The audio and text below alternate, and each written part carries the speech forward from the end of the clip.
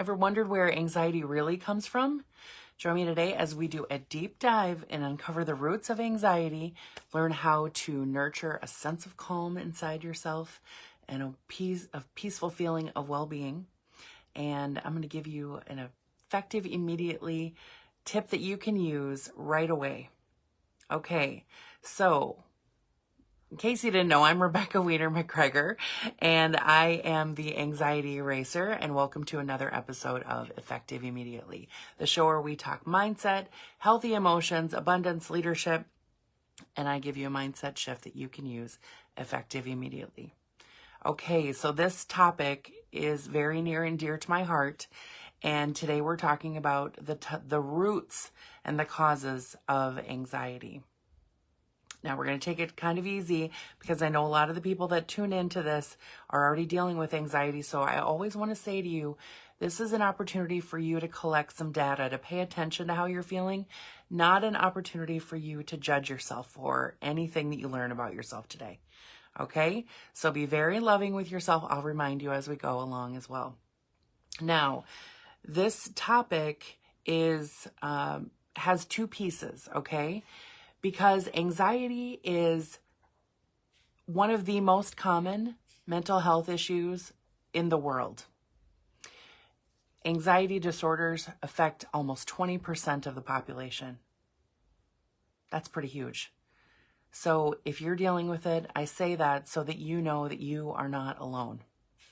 In my 20s, I dealt with social anxiety. We're going to talk about the different kinds today.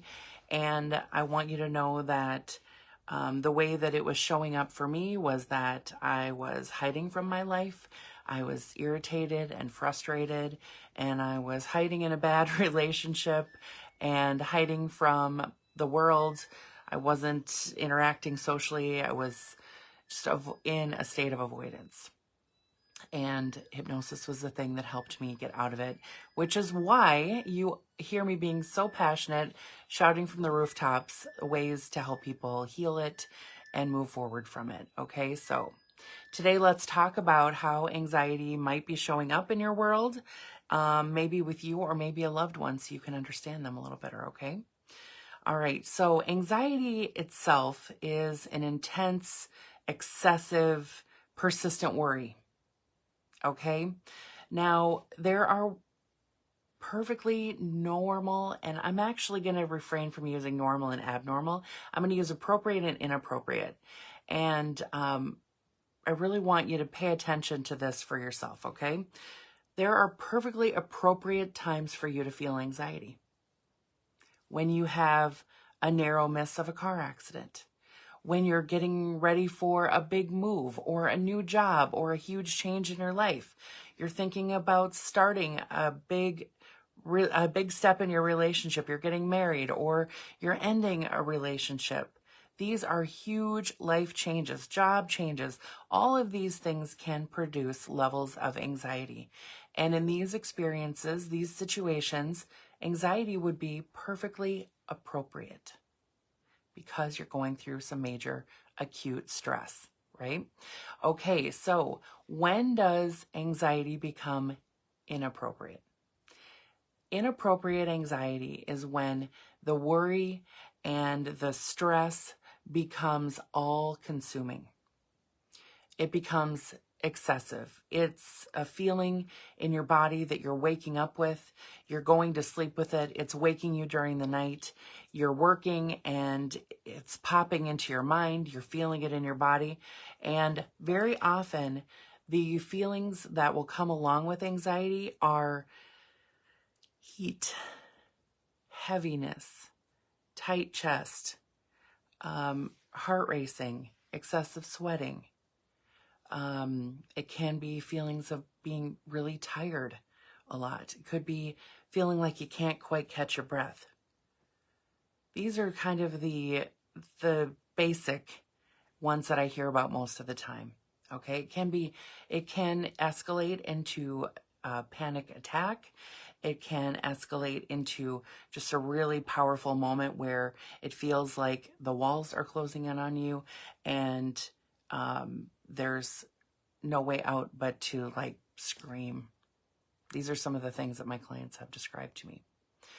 So it can show up in your body in many different ways. It can be a constant churning in your stomach. It can be tension in your body that you just can't get rid of. It can be headaches, gripping headaches, tension, that kind of thing.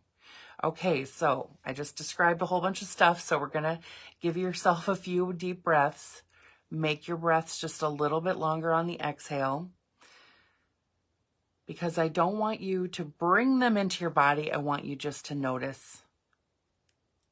Notice if this has ever happened to you or someone that you love, okay? Because I want you to be aware that these feelings will come up, these physical responses will come up, and there's no medical reason for them other than the fact that they're coming from anxiety. So give yourself a breath. And if you're dealing with this, you're not crazy. You're not crazy. You're not wrong. You're not living wrong. You're not doing things wrong that are creating this. If this feeling is coming out of nowhere for you, very often what has happened is that stressful situations have been really chronic in your life. And I don't know if you've been around the last few years, but the globe has been under stress. So it's really normal, it's really natural, even from age 30 on, for life experiences to have accumulated inside of you, creating roots of anxiety and creating this feeling of anxiety that sticks and hangs on and keeps going. And you might feel like, can't I just flip the switch? Many of my clients will come to me and say, I'm a smart, intelligent, productive, resourceful person. Why can't I make this feeling go away? And often what happens is that it's an accumulation of stress over time. That's why adults usually are the ones who are dealing with this, adults 30s, 40s, 50s, 60s. Because we have been dealing with life, often pushing away feelings because we had to deal with whatever was happening at the time. There was no time to feel our feelings. We were not trained how to feel our feelings. So the feelings, the emotions, the stress accumulates in our body. Okay, so because this is happening to almost every fifth person on the planet, if you're feeling this, you get to give yourself a break. You're actually pretty normal for feeling this. Okay, so let's talk about the different kinds of anxiety for a little bit, because I want you to understand, first of all, remembering that there are appropriate times to feel anxiety, right? And then also that you don't have to diagnose yourself as having anxiety because you feel anxiety sometimes. You don't really have to diagnose yourself with anything. And if you feel like you need a diagnosis, you can seek a professional. But I want you to be aware that I want you to take this as information and not as an opportunity to label yourself. Take it as an opportunity to understand yourself a little bit more. And frankly, I don't care what you call it. You can call it pink cotton candy if you want to. But I want you to be aware of what's happening so that you can start making adjustments to feel your very best. That's why I'm here. Okay? Okay, so I have my notes here. There is generalized anxiety disorder, and I'd like to call it generalized anxiety response, because while this is, people like to diagnose things and have really kind of yucky names to them. I want you to recognize that this kind of thinking, this kind of feeling in your body is happening throughout your day. Generalized anxiety usually means that it's popping up during your day. It's happening at inappropriate times, inconvenient times, and it is happening to adults mainly. And it will also come along with depression. It can come along with bouts of anger. It's not unusual for those things to be along with it. You might wake up with stress in the morning, even without thinking about anything. You might wake out of your sleep feeling stressed out. You might wake up in the morning feeling a churning stomach even before you've had a chance to even wake up fully. You might feel those feelings of heaviness or tiredness that won't seem to go away. Okay? This is not uncommon as an anxiety issue. Okay? When it escalates into panic attacks with any kind of frequency, that's referred to as panic disorder. And this is a huge number of people that are dealing with this. And women are twice as likely to be affected by men as in anxiety disorder as well as panic. So you might feel like, oh, this stress is normal, right? Like, it's normal for me to feel this level of stress because I'm a mother, I'm a leader, I'm a partner, I'm a friend, I'm a sister, I'm a daughter. You know, there are lots of things that are happening as you're raising your children. You might be caring for your parents. You might be leading your team. All of these things create stress in your life. It's normal to have stress in our lives. But when the feeling is kind of creating a foundation of static in your life, this is often what we refer to as anxiety. Okay? There are, of course, specific phobias that people can be dealing with as well. Fear of heights, fear of spiders, fear of needles, fears of flying. All of those kinds of things are very specific, and they're kind of in this group as well. And then we have PTSD and OCD. So PTSD is post-traumatic stress disorder, and that is after dealing with some major kind of stress. Could be a major incident, one major incident. It could be incidents that were created over time, different experiences of being harassed or bullied or being in a war zone or dealing with something with your health for a really long time. These are some of the things that can create this feeling of PTSD over time. Okay, so it can be one big event or it can be a collection of events. Okay, and obsessive compulsive disorder also is when there's a lot of obsessive thinking and then also the desire to complete the cycle by doing an activity such as checking the locks over and over, checking to make sure there's enough food over and over, washing hands, things like that. We've all had some experience with these. Now, what's very important for you to notice is if you're recognizing any of these patterns in yourself, to be really loving, because the last thing you want to do is to be at odds with your body and your mind. That creates more fuel for all these things to get worse. We do not want it to have any more fuel. Okay, so this is a loving acknowledgement. Take a moment, take a breath. We're just collecting data. We're just looking at what's happening because I want you to be the best version of yourself. I want you to feel as good as you possibly can. So I've been a hypnotist for almost 20 years, 19 and a half years. And my specialty is helping people release the roots of anxiety. That's what I've been doing since I was my very first client. Now I want to talk about how anxiety comes about in our lives. I'm kind of alluded to it a little bit earlier when I was talking about how experiences build and the feelings that we have about experiences and a stressful experience in our life build upon one another. Now, I want to acknowledge that some of our origins of anxiety are learned. So very often people will come to me and say, you know, we have a lot of anxiety in our family, so anxiety is probably genetic, right? Yes, there are roots of anxiety.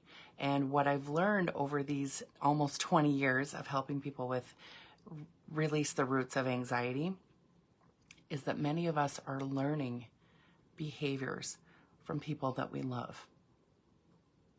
When we are young and we are watching the people that we love and we respect, it is natural for us to have subconscious lessons and to take on the way that someone does something as our own if we love and respect them.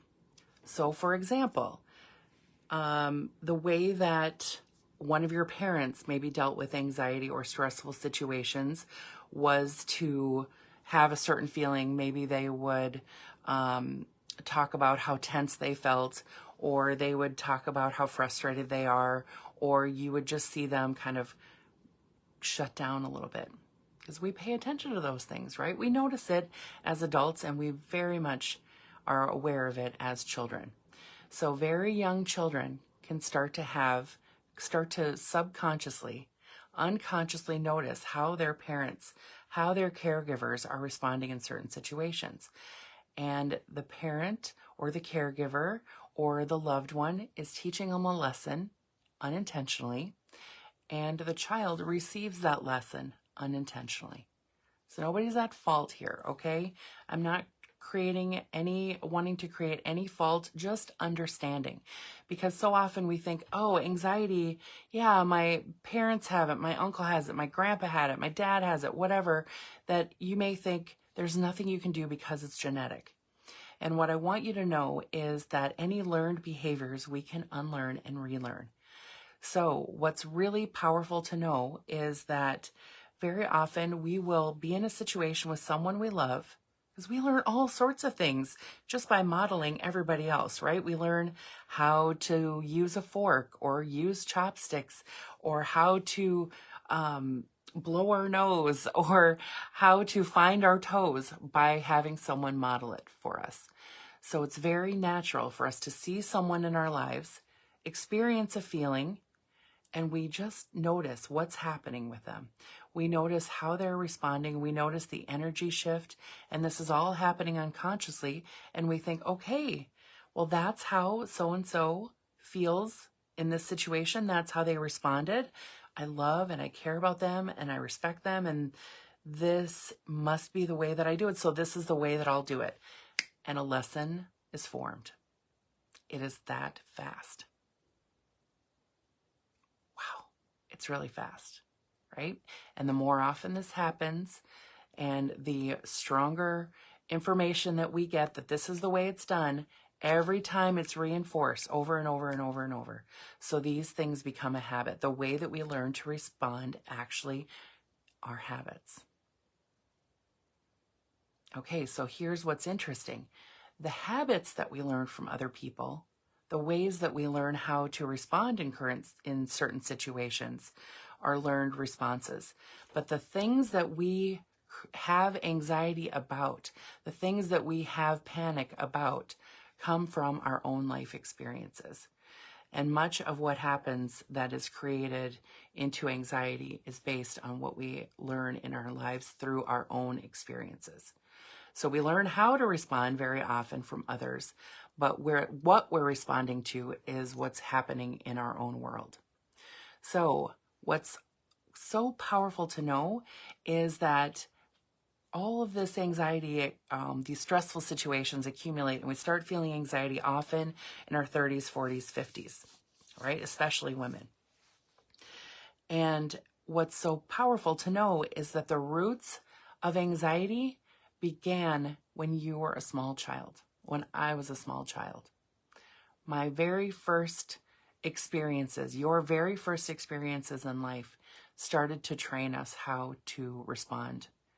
So we are responding as adults from patterns that we created as children.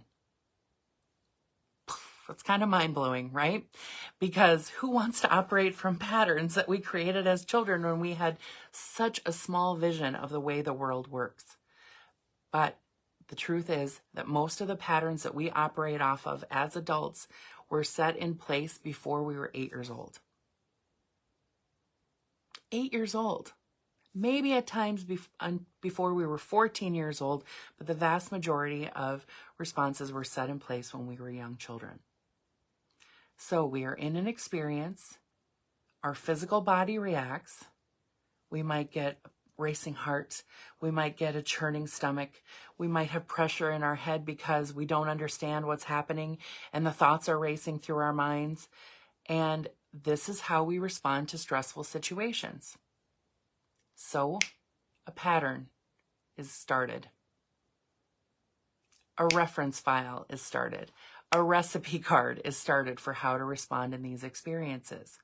Now, remembering what we talk about all the time is that our subconscious mind loves to keep us in the same and the similar.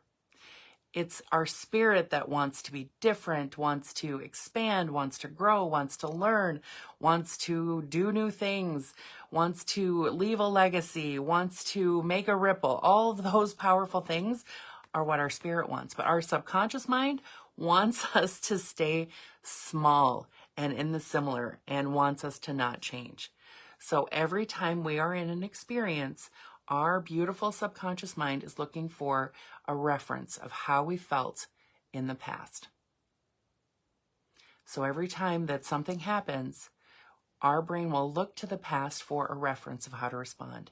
If we had that churning stomach, if we had that racing heart, if we had that tension, if we got that lump in our throat, that feeling will be present because it's looking at the references of the past. It'll take those exact experiences, those exact feelings that we experienced, almost like a recipe card or a reference file. It'll say, this is how we responded. And within a second, sometimes less, those feelings will start in the body. So you're not crazy. If you're dealing with this, you're not crazy. You're not wrong.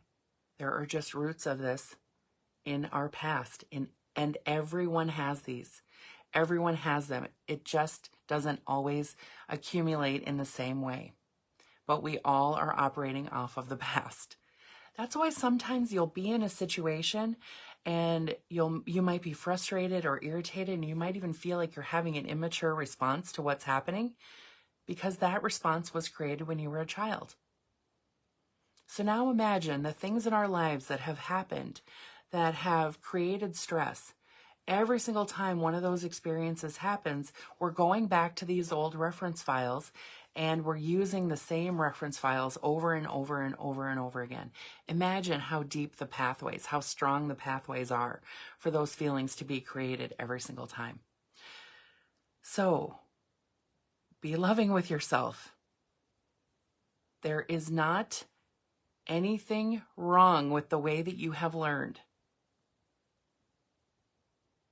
I want to say that again. There's not anything wrong with the way that you have learned how to respond because your brain was doing the best it could. This is the way we all learn. This is the way we all grow. This is the way we all create reference files. So the very fact that you might be dealing with anxiety now is not anything to place guilt or shame or blame on yourself. You don't even have to blame the experiences or the people who were part of the experiences that you've had in your life. You can simply acknowledge, oh, there have been some things in my life. There have been some circumstances in my life that caused me to feel a certain way. And as we go through life, we accumulate strong patterns, strong habits. Remember, I talked about how our responses are really just strong habits because those patterns have been used so often, because our brain loves to do the same things over and over. It likes to keep us in the same and the similar and the familiar. So if it worked to keep us safe in the past, the brain's going to use that as a reference of how to keep us safe in the present. Safe. Remember, I said safe. It doesn't care if we're comfortable.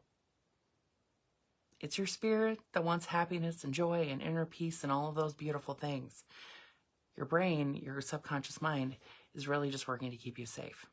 So, let's take a pause, take a moment, just thank yourself for trying to keep you safe, especially if you've been dealing with any kind of anxiety-related issue.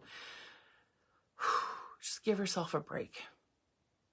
Thank your body, thank your mind for wanting to keep you safe, because that's what all of the fears have come from, trying to keep you safe.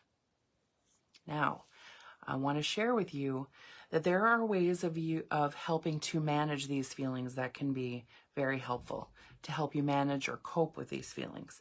And some of the things that you can do are things that we have done together today even, which is talk to your body. Talk to your mind. Ask it what it needs. Journal about your experiences. Help to release and to process the feelings by journaling. What did I feel during this situation? What were my beliefs about this situation? What are the feelings that go along with those beliefs? There are ways that you can practice this beautiful mindfulness simply by beginning to have conversations with yourself about it. What did I need that I didn't get in that situation? There are also many other techniques that you can use to help you with anxiety when you're in the thick of it, such as taking deep breaths. And it's very important for you to know that actually the power of the deep breath is on the exhale, because it helps to reset our body when we give ourselves a long exhale. Imagine if you were in trouble and you were running, you wouldn't be able to give that long exhale. So if you give yourself a nice easy inhale and then make your exhale just a little bit longer than your inhale, your body gets the signal that you wouldn't be able to give it if you were running. That signal is that you are safe because you're able to give yourself that long exhale. And of course, there are items like EFT, emotional freedom technique, tapping, meditation, things like that you can use to help cope with the feelings of anxiety when they come. Now, one of the things that I want to share with you is that it's really powerful to be able to acknowledge the roots of anxiety, because we can heal the roots. What I've done in my career for almost 20 years now is to go help clients go back to the experiences that started the anxiety in the first place. Now, there's a physical feeling. We've talked about those physical feelings. I won't mention them right now, but there are physical feelings that go along with feeling that inappropriate anxiety. And every time you feel that, probably the same ones come up for you. Now, taking that feeling and in a beautiful, concentrated, focused state of hypnosis, help you to connect to a past experience where you felt that feeling, and then allow yourself to feel what needed to be felt in that experience. Allow the version of who you were then to fully process the experience, to speak your truth about the experience. And what will happen is that your body will neutralize the physical response. It's so powerful because your beautiful mind, your beautiful brain knows how to heal itself. So as you are expressing your feelings about that experience, your body will begin to relax. The heart racing stops almost immediately. The stomach churning stops. The pressure in the head, the heaviness on the shoulders, the tension in the back. For some clients, it's tension in their bottom. It's sweating on the back of their knees. It's tension in their arms and their hands. Doesn't matter where it is. As you talk about the story, all of that tightness, all of that fight or flight response begins to relax. And then what happens is that reference file begins to shift. The reference file now contains feelings of inner peace. It contains self-acceptance. It contains maybe forgiveness, confidence, self-love. And one of the things that's very important is that we always show so much love to the version of ourselves that went through that experience, because we want love to be present, that self-love, so that there is plenty of worthiness, self-trust, and self-esteem. Now imagine as these reference files are being cleared and rewritten, how your present day is. You go through a stressful situation. The reference files for these stressful situations are now peaceful, are now calm. What that means is that you get to be in the present moment. You get to operate from right now. You get to make decisions from here, rather than going back to who you were back when that reference file was created or the reference file was getting stronger. You get to operate from who you are right now with all of the wisdom that you have gained through these experiences. Take that in for just a moment. The reference files get calm, and you get to take all the wisdom that you learned from those experiences, about life, about the world. You get to build your discernment, strengthen it. You get to help yourself make the best decisions for yourself with the wisdom that you have gained through all of the experiences that you've been through in your life, without the heaviness, the tension, the stress, the frustration. Let me tell you from personal experience, it's so much easier than living with all of the stress, the heaviness, the ache, the tiredness, the frustration of anxiety. Now, this works for people who are dealing with panic, who are dealing with generalized anxiety, who are dealing with social anxiety, who are dealing with different kinds of OCD, who have been through experiences that have left them with PTSD. We're not trying to heal anxiety as its own thing. What we do is go and heal the reference files. We heal the pain of the past, release the pain of the past so that you can be fully in the present. It's really quite spectacular.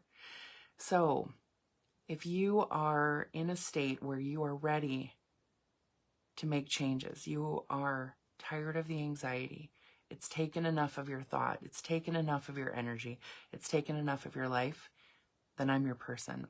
I am here to help you. And it can be very swift, often 90 days or less, that we can reduce and even dissolve this feeling of anxiety or panic. You can book a call with me at callwithrebecca.com. You can reach out to me directly through wherever you're seeing this message, wherever you're seeing this video, to set up a call with me or ask questions.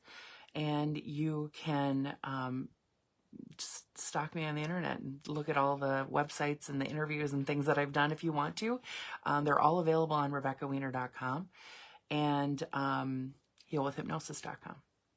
So now that I've given you all the .coms, I want to give you your effective, immediately mindfulness shift that you can start to use right now to help you feel better and shift the way you feel about anxiety, okay? All right, hand on your heart. Connect to yourself. Give yourself a few breaths. You can do this during anxiety, or you can do it after the feeling of anxiety, the height of it has passed. Put your hand on your heart. Notice your feelings without judging them, because the more you judge them, the more your brain thinks you're in danger, the stronger those feelings can be activated. Connect to your body, connect to your mind. Ask your body, ask your mind, what is connected to this feeling? What is it that it needs right now? So you can say to yourself, body, mind, however you want to address yourself.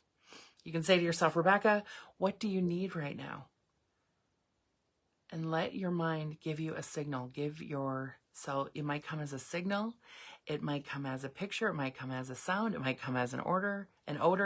It may come as a knowing. And you may even hear yourself say, I need rest. I need help. I need connection. I need a friend. I need to move around. I need to walk a little bit. I need food. I need water. These are some of the basic things that your body might require after dealing with anxiety. So be very, very loving with her. Give her what she needs. Give her what she's asking for that feels good and right and natural to you and safe, right? Good, right, natural, safe. And then take a little bit of time to just acknowledge the feelings. Okay, I noticed that you were feeling this. I noticed that you were feeling that. Thank you for sharing your feelings with me. I know it might sound kind of silly to talk to yourself in this way, but fighting against yourself, being unkind to yourself, pushing yourself has not made the anxiety go away, has it?